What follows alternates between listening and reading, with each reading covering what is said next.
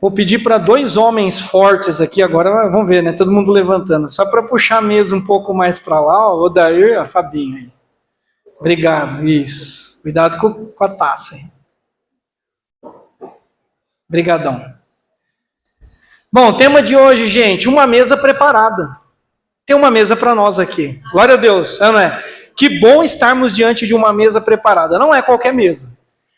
É a mesa do Senhor, da Santa Ceia do Senhor. E eu queria ler Lucas capítulo 22, que fala da última ceia, do último momento que Jesus teve com os seus discípulos. Foi um momento de Páscoa, né, em que os judeus celebravam a Páscoa. Não é o nosso caso hoje, não é domingo de Páscoa, mas é um momento muito especial, um momento de despedida. E toda despedida, aquilo que a gente gostaria de falar, aquilo que é importante, aquilo que vem do fundo do coração, é o que é falado e dito, né? Então, as palavras de Jesus, esse momento de Jesus com os discípulos, eu queria explorar um pouco esse momento para trazer alguns princípios aí, algumas verdades para nós, tá bom? Acharam aí Lucas 22? A partir do verso 7 até o 20. Vai aparecer no telão aí também, ó.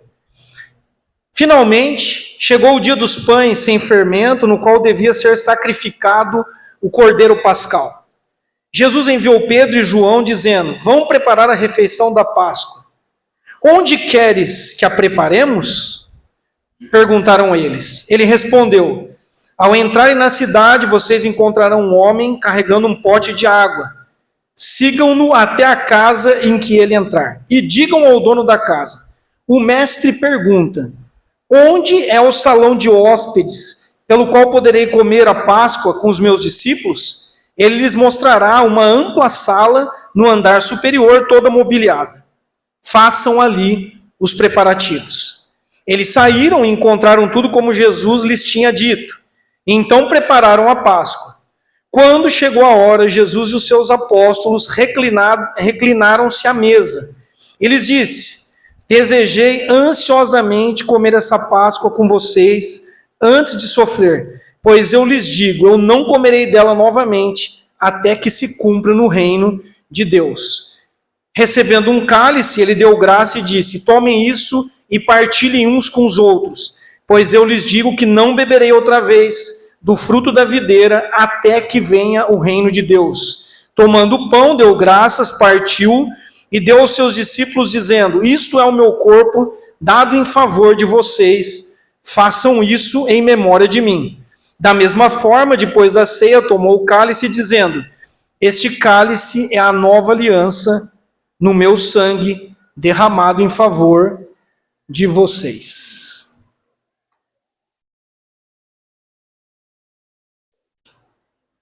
Chega, tá ficando frio aqui. Glória a Deus. Vamos orar, gente, mais uma vez. Deus, muito obrigado. Nós te agradecemos pelo privilégio de estarmos diante de uma mesa preparada, uma mesa que foi preparada pelo Senhor, foi sonhada, idealizada pelo Senhor, e ela expressa o teu sacrifício, o teu amor por nós, a tua entrega, e nós te louvamos por isso, ó Deus. Queremos agora, diante da tua palavra, receber do Senhor graça, favor, força para enfrentarmos os nossos dias, que diante da mesa, Pai, haja cura, haja libertação, haja salvação, restauração, que o Senhor fale conosco, porque a Tua palavra é poderosa, é eficaz, e gera vida, Pai, onde há morte, e gera liberdade onde há escravidão. Então nós nos colocamos agora na Tua dependência, diante do Senhor, para que o Senhor ministre as nossas vidas, e para, como já foi dito aqui, para que possamos também ter acesso ao Senhor, à mesa do Senhor com confiança e de forma digna, em nome de Jesus. Amém. Glória a Deus. Bom, então eu já disse, né, que nós estamos diante de um momento muito especial. Jesus já havia sentado com seus discípulos para partilhar refeições diversas vezes, e também com outros pecadores, sempre com a intenção de transmitir graça, amor, perdão, né, salvação, vida eterna. Então sempre esse foi o propósito do nosso Senhor Jesus. E todo mundo que se assentava a essa mesa, ou se aproximava dele, era impactado. Não saía diferente, né, dessa situação.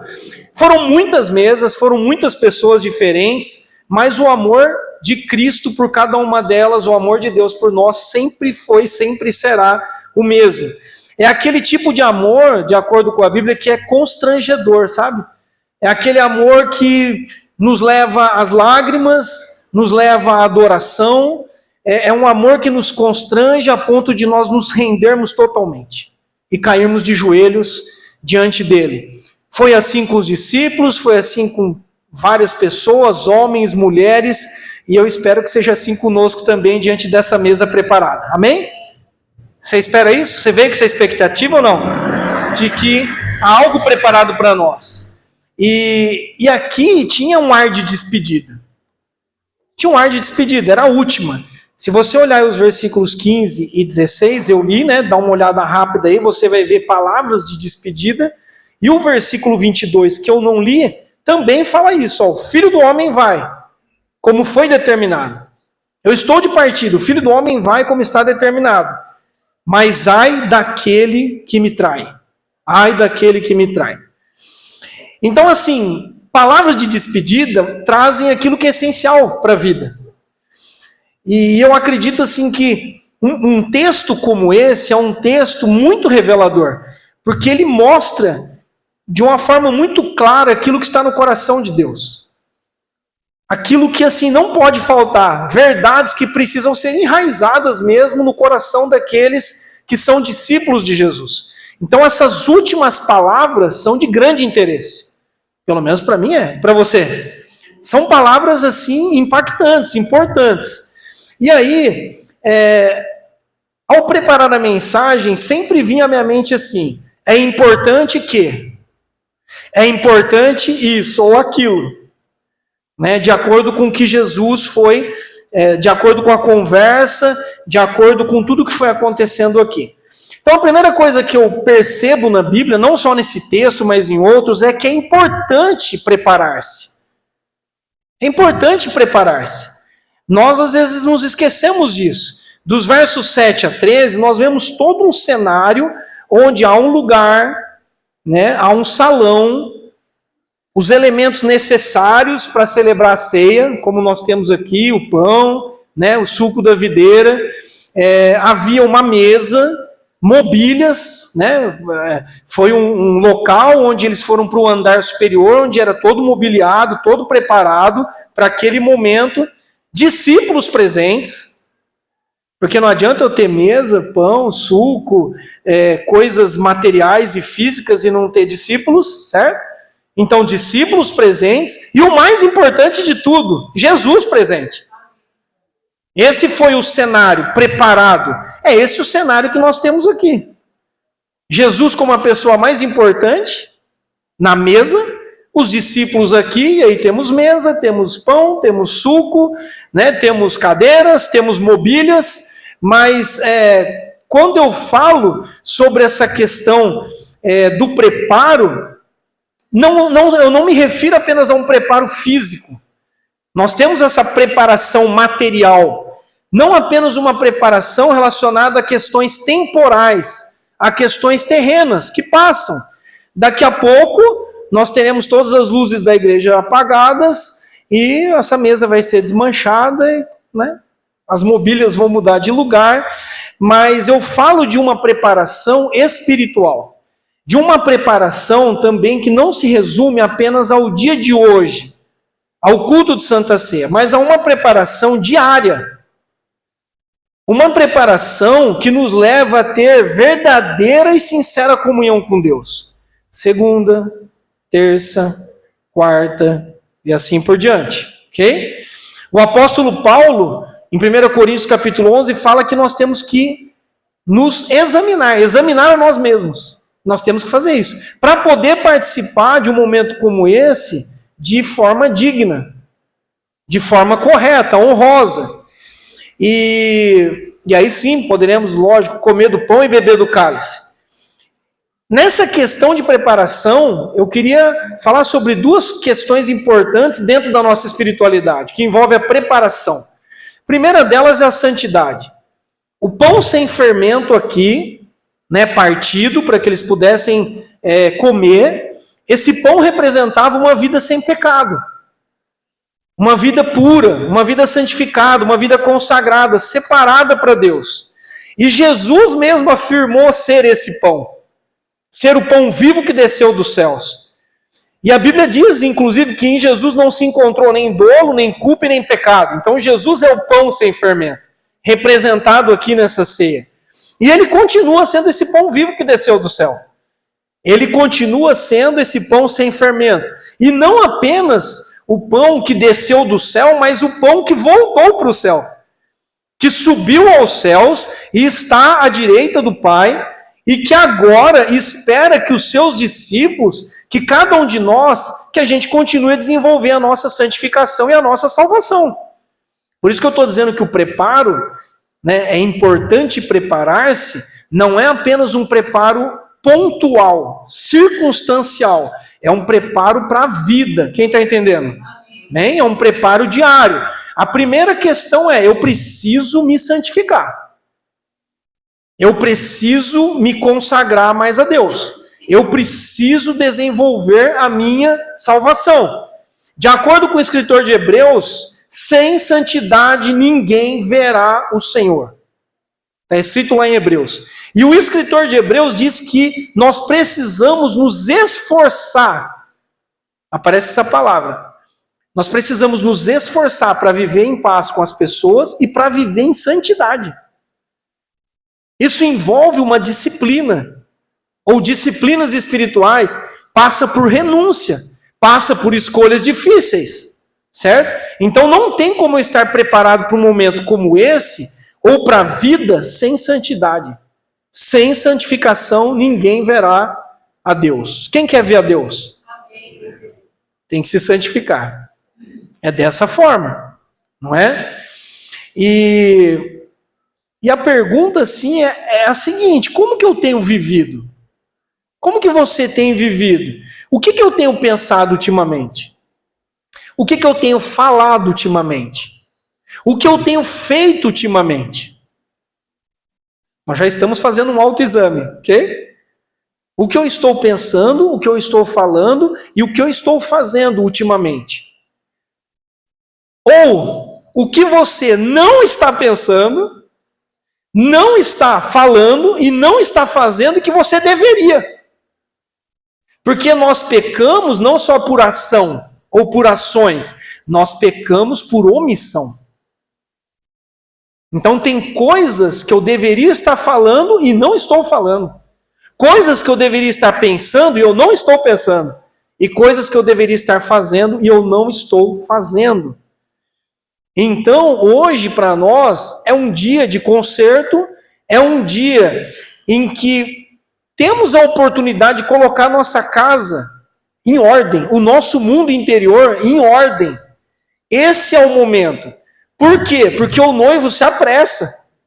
Porque o noivo já está a caminho para buscar a sua noiva, que é a sua igreja. Essa também é a esperança viva que temos, de que anunciamos ou anunciaremos a morte de Jesus Cristo até que ele volte, até que ele venha para nos buscar. Então essa é a nossa expectativa. Então veja que essa consagração, ela não é algo apenas de um dia, porque eu não sei se ele volta hoje, ou amanhã, ou daqui uma semana, ou daqui a 10 anos, e assim por diante. Então eu preciso viver preparado. Por isso que a Bíblia fala tanto de vigilância, de vigiarmos, porque nós não sabemos o dia nem a hora. Então é importante preparar-se, e eu preciso me santificar. Também dentro dessa preparação, há um outro aspecto que é a expectativa. Eu preciso ter expectativa. Jesus diz lá no versículo 15, eu desejei, olha as palavras de Jesus, ansiosamente, comer dessa Páscoa com vocês antes de eu sofrer. Há uma expectativa, Jesus tinha uma expectativa, eu desejei muito esse momento. Eu sei que daqui a alguns minutos eu vou sofrer, eu vou para a cruz, mas eu desejei muito, havia uma expectativa no meu coração. Deixa eu te perguntar, quais têm sido as suas expectativas nos últimos dias? Estar com Cristo, usufruir da presença de Cristo, conhecer mais a Cristo, comer do alimento da comida e da bebida que só Ele pode dar? Ou as minhas expectativas estão se parecendo mais com correr atrás do vento? Você sabe o que é correr atrás do vento? É alguém que coloca todas as suas expectativas em comida, bebida, roupas, sucesso e etc. Está correndo atrás do vento. Expectativas totalmente equivocadas. Então hoje também, se estamos falando de preparação, é uma noite para eu reavaliar o meu estilo de vida. Atrás do que eu estou correndo? Quais são os meus sonhos? Os meus maiores sonhos ou mais profundos sonhos? Quais são as minhas expectativas? Elas são santas? Minhas expectativas são santas ou elas estão todas contaminadas pelo pecado?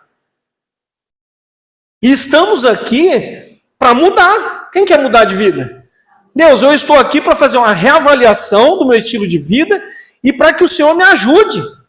Que o Senhor me dê forças e me ajude a fazer as mudanças que eu tenho que fazer. Porque eu não quero ser um doido correndo atrás do vento. Não ficaria meio estranho? Hoje está ventando bastante, né? Você aí para a rua aí correndo atrás do vento? Então a preparação envolve essas duas questões, né, que eu percebi aqui no texto. A questão da santificação e a questão da expectativa, ou das expectativas que nós temos. Precisamos ter expectativas alinhadas com o reino de Deus, com o reino dos céus. Porque esse reino vem. Isso é o que nós cantamos. Isso é o que nós oramos, ou pelo qual nós oramos. Então, deve haver em nós uma expectativa de que vai haver um dia bendito em que nós vamos celebrar essa ceia, ou a ceia do Senhor nos céus, as bodas do Cordeiro. Nós estaremos diante dele, face a face com Jesus. Que alegria, irmãos, que privilégio nosso. Aqui é só uma antessala, aqui é uma preparação, é um aperitivo para aquilo que nos espera à frente. Então que esse mundo, com os seus encantos, não venha ofuscar de nós a nossa visão e nem distorcer as nossas expectativas. E eu também aprendo aqui, segundo, que é importante obedecer. Faça, irmão e irmã, como Jesus disse, e não como você acha que é o melhor, em qualquer área da sua vida. Os discípulos não tiveram oportunidade de opinar. Jesus disse, falou, procura tal cara, em tal lugar, vai acontecer isso, ele está carregando tudo. Nenhum discípulo sugeriu, não é melhor lá na casa do... Então eles simplesmente obedeceram e as coisas aconteceram exatamente como Jesus havia dito. Então se eu confesso, e você também, Jesus como Senhor, então eu sou servo. Óbvio, né? Se ele além de Salvador, ele é Senhor, ele manda e eu obedeço. Se ele não perguntou a minha opinião, eu só sigo. Eu só obedeço. O Senhor quer a mesa onde? O Senhor quer a mesa onde? Aqui. O que o Senhor quer que eu coloque na mesa? Pão e suco. Ok? Quantas cadeiras? X. Como devemos nos apresentar? Com quais vestes? Com quais roupas? Essas e essas. Agora nós, gente, como a gente quer dar ordem para Jesus? Percebeu? A gente quer que Jesus faça as nossas vontades, né? E aqui eu vejo isso, a obediência deles. E a obediência está intimamente ligada à santidade. Não existe santidade sem obediência. Não existe. Então, o segundo ponto está ligado ao primeiro. Então, é importante sim, preparar-se. E preparar-se através da santificação e de expectativas santas. E é importante obedecer. Eu tenho certeza que todo mundo está aqui porque quer obedecer. Mas a gente não consegue, né? Porque a gente quer fazer na nossa força. Mas nós sabemos que nós precisamos obedecê-lo. Obedecê-lo.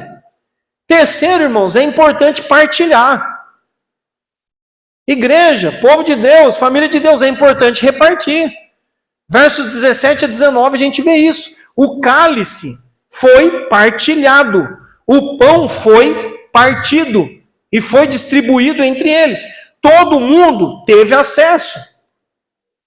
Então preste atenção, não se trata mais apenas de mim, mas de nós. O pão não vai chegar, o pão e o suco não chegam só para mim, mas a nós. Percebe? Há uma partilha acontecendo aqui. E isso está certinho com aquilo que é revelado na Bíblia, porque a Bíblia fala que nós somos família, que nós somos povo de Deus. Pergunta, o que temos repartido entre nós? O que temos repartido entre nós? Porque nós precisamos aprender a repartir tanto as coisas boas, quanto as coisas ruins. Tanto as alegrias, como as tristezas. Nós precisamos aprender. Então, você pode me incomodar, viu? Irmão e irmã, você pode me incomodar, você deve me incomodar. E eu também vou te incomodar, viu? Porque nesse incômodo mútuo, nós crescemos e nós sufocamos o egoísmo. Então você enche a minha paciência, eu encho a sua, um pega no pé do outro, nós repartimos coisas boas e ruins, nós damos testemunhos para os outros das nossas vitórias e também dos nossos fracassos, das nossas derrotas. Nós nos alegramos com aqueles que estão alegres e nós também choramos com aqueles que choram. É importante repartir, é importante compartilhar. O egoísmo que nós vemos no mundo de hoje, esse individualismo é demoníaco, irmãos. Nós temos que fugir disso. É demoníaco, igreja não é isso.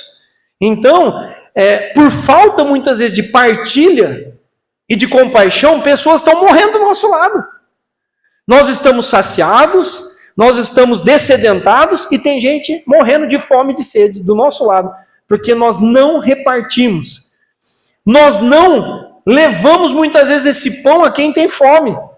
Esse pão vivo que desceu do céu, sem fermento, que é Cristo, não é só para mim, é para o mundo. Ele não foi só dado por mim, ele foi dado por todos. Então é muito egoísta da minha parte eu reter isso. Eu não falar sobre isso. E eu não partilhar dos meus dons, dos meus talentos, dos meus recursos com ninguém. É triste, é antibíblico, vai contra aquilo que o nosso Senhor ensinou. Quando Jesus passa o cálice entre eles e reparte o pão entre eles, sabe o que Jesus estava dizendo? Eu estou me doando a vocês. Eu vou sofrer por vocês, por amor a vocês. Eu vou ser moído, eu vou ser partido em favor de vocês. E eu vou ressuscitar por vocês, para que um dia vocês também ressuscitem e estejam para sempre comigo. Aleluia!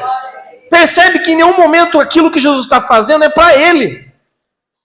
A expressão em favor de vocês, por amor a vocês, é o tempo todo feita isso. Agora, gente, isso é contracultural. Isso vai contra a nossa natureza caída, terrena. Por quê? Porque é lógico que eu quero para mim. Eu não quero repartir nada, não. Quanto mais eu tiver, melhor. Não é?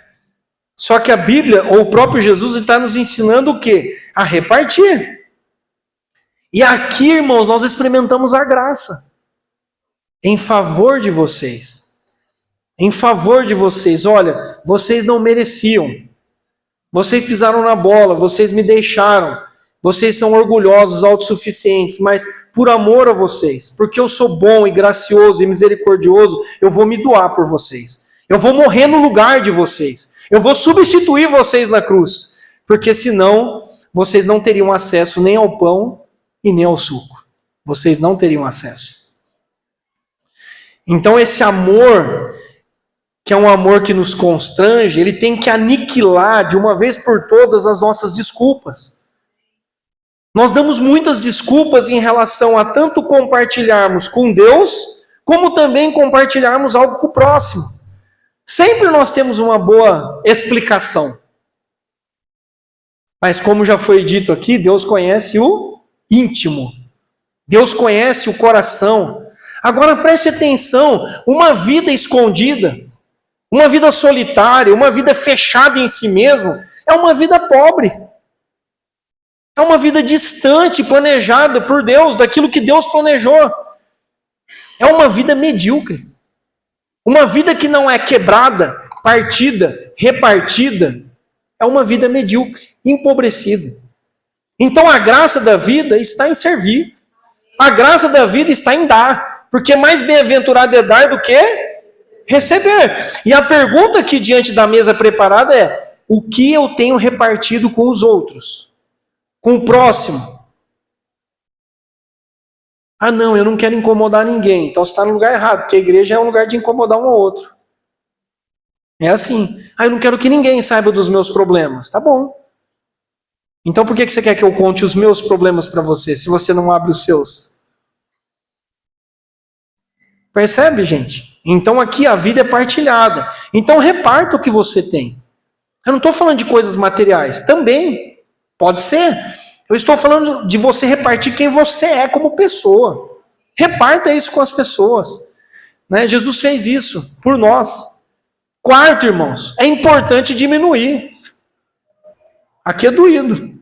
É importante diminuir. Aos versos 24 a 27, está acontecendo um momento especialíssimo, maravilhoso, grandioso. As últimas palavras de Jesus, a última ceia, e os camaradas estão lá. Quem entre nós é o maior? Quem vai governar? Quem será que vai se assentar do lado do mestre? Quem vai mandar mais entre nós? Olha a conversa dos discípulos, gente. Então, por isso que eu estou dizendo que é importante diminuir. Jesus vai dizer assim para eles, olha, capítulo 22 aí, né? Eles estão brigando, aí Jesus está dizendo, vocês não devem ser como os governantes desse mundo. Vocês não devem querer sobressair sobre outros. Quem é maior? Jesus pergunta, o que está à mesa ou o que serve? Jesus pega uma toalha e lava os pés deles. Quem é maior? O que está lavando os pés ou quem está recebendo a ação? Quem lava os pés é maior. Jesus é maior. Aquele que preparou a mesa é maior do que nós. E aquele que preparou a mesa não veio para ser servido, mas para servir e dar a sua vida em resgate de muitos. Então é importante diminuir. No versículo 28, Jesus diz assim, vocês são aqueles que têm permanecido comigo durante as minhas provações. Tudo que eu sofri, vocês estavam juntos. E agora vai aumentar a temperatura, vai aumentar a pressão. Será que nós vamos permanecer do lado dele quando a coisa estreitar mais ainda? Em momentos críticos nós vamos permanecer quando custar mais para nós? Pedro disse, de forma arrogante, autossuficiente, não é? Autoconfiante. Sim, Senhor. Eu vou com o Senhor até o final. Hoje a gente conversou sobre isso lá na classe de homens. Só que aí quando ele caiu na peneira de Satanás, ele não resistiu. Sabe por que Pedro não resistiu? Porque Pedro estava grande demais. Pedro estava inflado demais. Pedro achou que a coragem dele ia resolver todas as situações. Pedro disse, não, mestre, todos aqui podem te trair, mas eu não. Jesus, Pedro, hoje mesmo Satanás pediu para te peneirar e você vai me negar. Não só uma vez, 3 vezes você vai me negar. Então, por isso que eu estou dizendo que é importante diminuir. Porque gente grande demais ou inflada demais vai cair. Uma bexiga cheia demais é muito mais fácil de furar. É ou não é? Se encostar uma coisinha assim que tem ponta, é aquele barulhão, né? O estouro é grande, assusta todo mundo. Não foi isso que o nosso mestre fez? Esvaziou-se a si mesmo e tomou forma humana, forma de servo. Então os camaradas estão brigando aqui para ver quem é o maior. Parece com a gente, às vezes. Quem será que é o mais importante da igreja? Ai, meu Deus. Quem que é o destaque? Quem que é o braço direito do pastor? Eu já tenho o braço direito, irmãos. Ou do fulano, ou da beltrana. Quem é? Quem é? Quem que vai vir? Quem que é a pessoa que vai fazer isso ou aquilo? para a gente ver se a gente vai na igreja ou não. Quem vai pregar hoje? Quem vai cantar? Aí eu vou ver a escala para ver se, né? Se dentro do meu padrão elevadíssimo, né? É o suficiente para eu poder participar. Então, irmãos, diminua, menos, né? Não existe menos, existe menos, mas menos. Porque você não vai crescer. Agora, olha que interessante. O próprio Jesus está falando que vai ser preparado um reino para eles, que eles não podem ser como as pessoas desse mundo, que querem governar, mandar e se destacar, né? Então Jesus está falando isso, mas depois, lá na frente, Jesus vai falar, vocês vão governar comigo. Vocês vão julgar as 12 tribos de Israel. Só que antes da subida, tem a descida. Quem quer descer comigo? Ninguém? Quem quer descer, gente? Esvaziar-se a si mesmo. Eu sei que não é fácil, nada fácil. No mundo que a gente vive, todo mundo quer ser grande, todo mundo quer ser relevante, todo mundo quer ser notado, todo mundo quer crescer, todo mundo quer governar e mandar. Mas entre nós não será assim. É o que diz a palavra de Deus. É ou não é? E quinto, é importante abrir-se para o novo de Deus. Nós precisamos nos abrir para o novo de Deus. O versículo 20, Jesus está dizendo, depois da ceia, tomou o cálice, dizendo, este cálice é a nova aliança no meu sangue. Preste atenção, irmãos, eu estou falando que eu e você, nós precisamos nos abrir para o novo, mas não é qualquer novo, é o novo de Deus. É a novidade de vida que vem de Deus. Eu não estou falando de modismos humanos, coisas que passam, coisas que estão na moda. Eu estou falando do novo de Deus que se refere-se a uma nova aliança. Pastor, por que aparece essa expressão que Jesus está agora, por meio da ceia, fazendo uma nova aliança com os seus discípulos? Porque existia uma antiga. Se ele está fazendo uma nova, tinha uma antiga. Na antiga aliança, baseada pela lei de Moisés, que apenas serviu de guia, uma espécie de um aio para levar até Cristo, nessa antiga aliança, o que acontece? Muitas regras, muitos rituais, muitos mandamentos e muitas coisas que não tinham poder para libertar e para salvar. E agora Cristo vem propondo uma nova aliança baseada na fé, baseada na graça, baseada no favor de Deus. Então o que nós aprendemos? Que Deus é um Deus que abomina rituais mortos, fé morta, fé sem fervor, sem alegria, fé que não tem obras, lábios que confessam o seu nome, mas o coração está longe. Deus abomina essas coisas.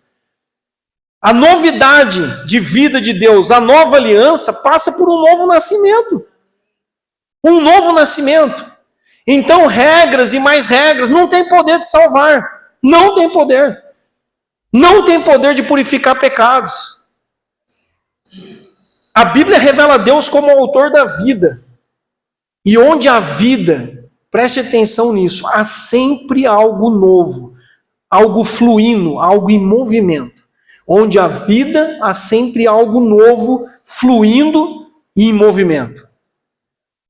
Repito, não no sentido de modismos, não é uma nova visão, não é um novo modelo de igreja, não é uma nova Bíblia, mas é no sentido de que essa novidade de vida, essa graça de Deus, deve se renovar sobre as nossas vidas dia após dia. Dia após dia.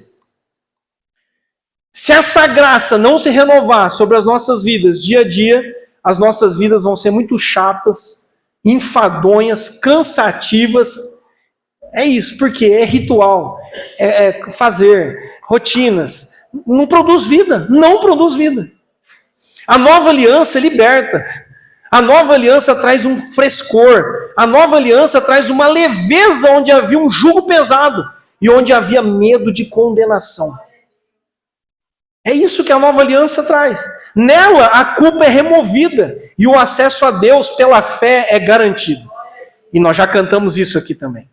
Não é? Agora nós temos livre acesso ao Santo dos Santos, ao lugar santíssimo, ao lugar especial de intimidade com Deus, tudo pela fé. O cântico cantado na semana passada, se for cantado hoje de novo, se torna novo, porque eu vivo em novidade de vida. A graça se renovou sobre a minha vida. O encontro entre o marido e a esposa acontece dando aquele frio na barriga como se fosse a primeira vez. Parece que foi a primeira vez, porque a graça se renovou sobre as nossas vidas. O serviço ao próximo recebe um novo estímulo da parte de Deus. Não é algo mecânico, não é algo obrigatório. Então, eu consigo ver novidade onde há rotina. Eu consigo ver novidade, graça, eu consigo ver graça onde há rotina. Onde há rotina, coisa simples. E eu consigo viver contente em toda e qualquer situação. Percebe o que a nova aliança traz? Então, independente da sua idade, independente da sua rotina, você deve e pode experimentar o novo de Deus todos os dias, amém? Todos os dias é dia de Deus renovar a graça e a misericórdia dele e de eu experimentar uma nova alegria, um novo contentamento, uma nova percepção das coisas espirituais. Eu não preciso viver como um religioso, de uma forma mecânica, empurrando as coisas, porque eu já aprendi a fazer. Não.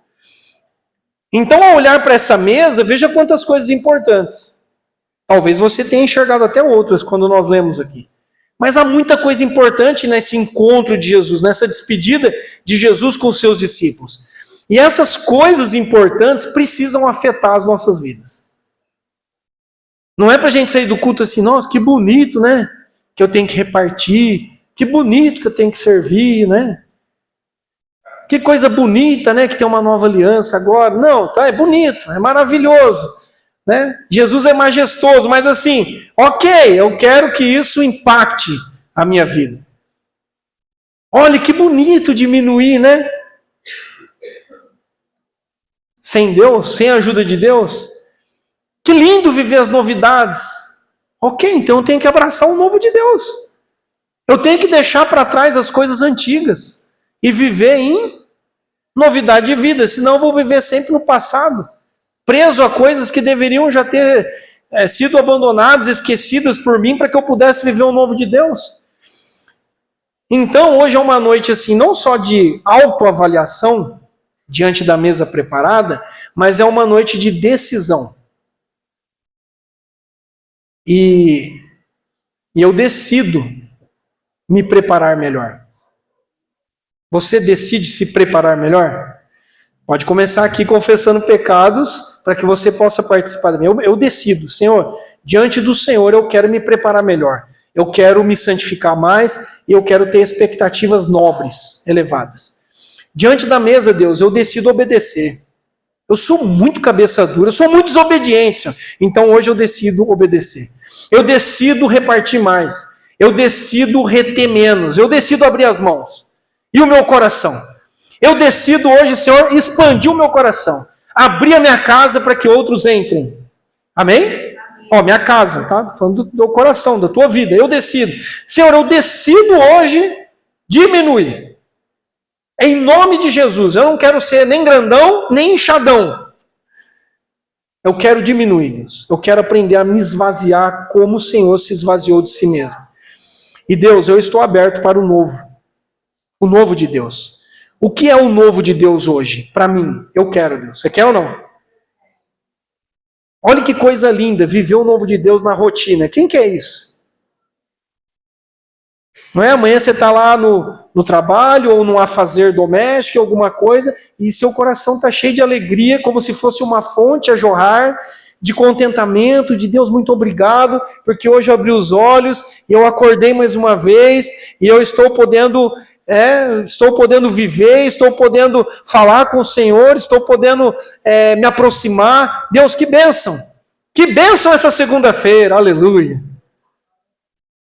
Né? Gostoso o domingo de ceia, muito bom. Mas não é um desafio para nós amanhã? Ai, meu Deus, segunda. Segunda-feira amanhã já entra na rotina, né, dia difícil, cansativo, tal, mas Deus tem graça. Deus tem graça para você na rotina, no meio das coisas simples e comuns. Então, eu queria te convidar a ter um momento de autoavaliação e a perguntar a si mesmo: Deus, como que eu estou indo nessas coisas? Como que eu tenho caminhado nesse sentido?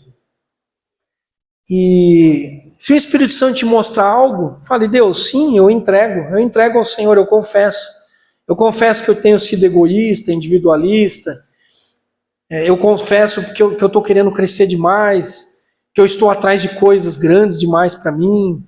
Fale com o Senhor, tenha esse tempo com o Senhor. Aleluia, Jesus.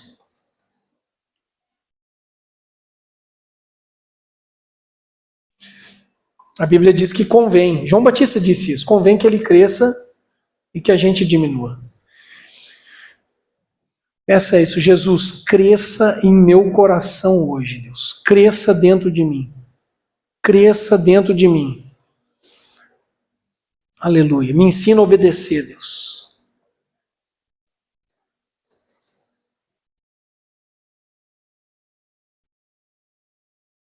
Aleluia, Jesus.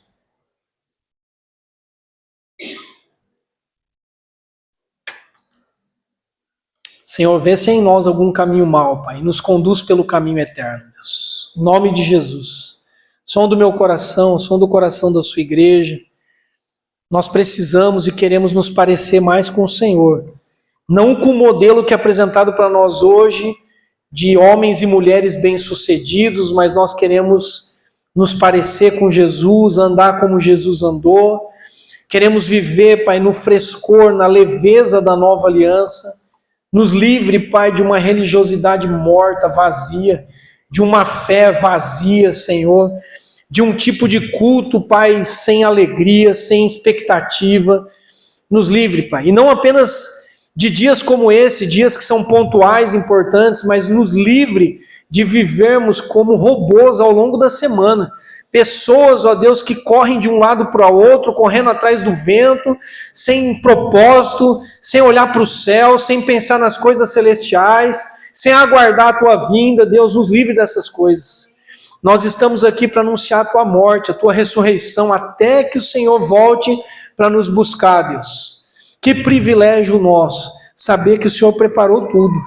O Senhor preparou uma mesa para nós, uma mesa que traz vida para nós, que traz libertação para nós, uma mesa que traz cura para nós, uma mesa que mostra que tu és Senhor e nós somos servos, que tu és Pai e nós somos filhos. Obrigado, Deus, obrigado por podermos nos assentar a essa mesa. Pai, nos dê vestes novas, purifica as nossas vestes, troca, ó Deus, tira as manchas, que o sangue de Jesus hoje possa nos purificar de todo pecado, de toda injustiça, Pai, purifica-nos, ó Deus.